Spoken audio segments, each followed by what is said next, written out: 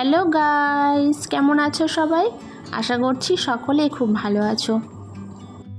আমাদের পাশের বাড়িতে তো পরশুদিন কালী পুজো হয়েছে, আজকে বিসর্জন। কালী পুজোতে তো পরের দিনই বিসর্জন হয়ে যায়, কিন্তু কালকে যেহেতু অমাবস্যা ছিল, অমাবস্যা ছাড়েনি, তো সেই জন্য মায়ের বিসর্জন হয়নি।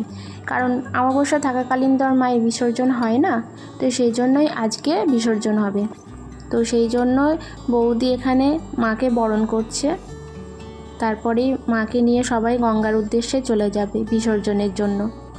আবার একটা বছরের অপেক্ষা, তারপরে আবার মা আসবে।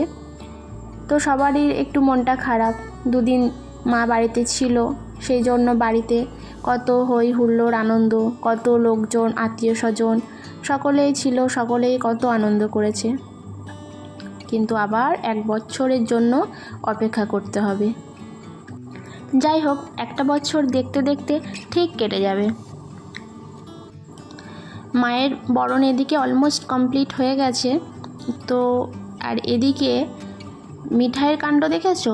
এখানে যে ঢাক বাজছে, তো ওরও একটা এই কি বলে ওটা আমি ঠিক জানি না, মানে ওর একটা বাজনা আছে, তো ওটা ও নিয়ে চলে এসেছে এখানে, মানে ঢাকির সাথে ও বাজাবে। তো সেটাই ও দুটো কাঠি নিয়ে বাজাচ্ছে। আর এই দিকে দেখো, একদিকে তো বরণ হচ্ছে মায়ের, আর একদিকে কিভাবে আবির খেলা হচ্ছে দেখো, মানে সিঁদুর খেলা বলতে পারো বা আবির মাখানো, দুটোই চলছে একসাথে।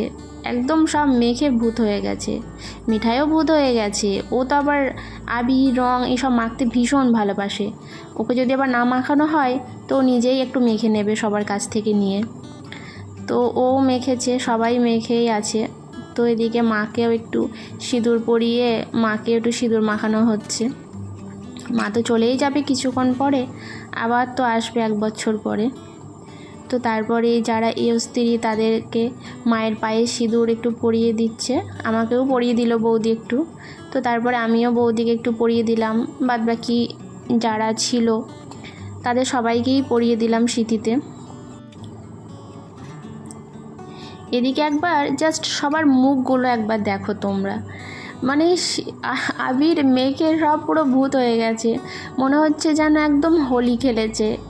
তো হোলি তো চলেই গেছে অনেক দিন আগে, তো তাও আর একবার সবাই মিলে আনন্দ করে একটু ভালো করে রং মেখে নিল। আসলে বাড়িতে যারা আত্মীয় আছে তাদেরকে তো আর হোলির সময় পাওয়া যায়নি বাড়িতে, তো এখন পেয়েছে, সেই সুযোগ কি আর ছাড়া যায়? তো তাই সবাই মাখিয়ে দিল সবাইকে।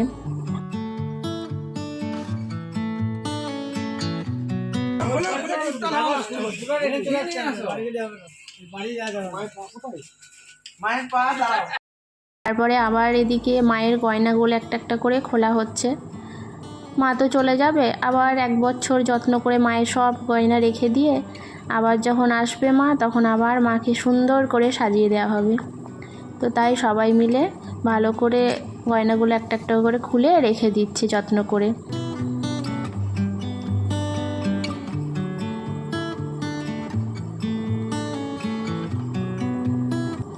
ঢাকি কিন্তু অনেকক্ষণ আগেই তার বাজনা বন্ধ করে দিয়েছে, কিন্তু মিঠাই এখনও তার বাজনা বন্ধ করেনি, সে এখনও তার বাজনা বাজিয়েই যাচ্ছে।